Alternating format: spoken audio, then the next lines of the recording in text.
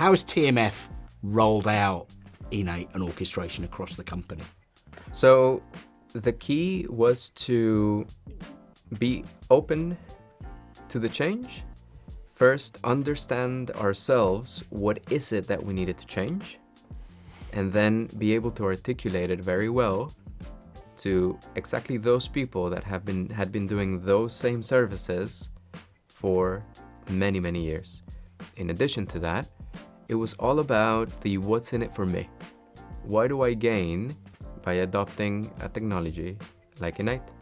So what we did is first we engaged in a vast amount of business analysis to really understand not just the rollout of the technology, but how that technology was going to affect service delivery, how it was going to affect the lives of all those colleagues around the world.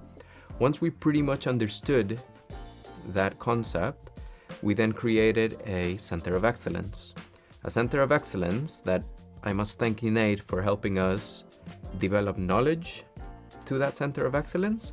And even though the word center makes it appear that everyone was together in the same geographical location, that wasn't the case. It was a virtual center of excellence with colleagues all around the world that understood what problems they were trying to fix, how to configure the tool in order to fix those problems, and then it was just a matter of get to work. Now, that centre of excellence, because I think lots of people, when they hear centre of excellence to support technology rollout, they go, that's a centre of excellence that might sit within IT, that it's full of geeks, and because it's a complicated technical problem. Who were the people in that centre of excellence team? What was their background before they joined it? For the people, from the people.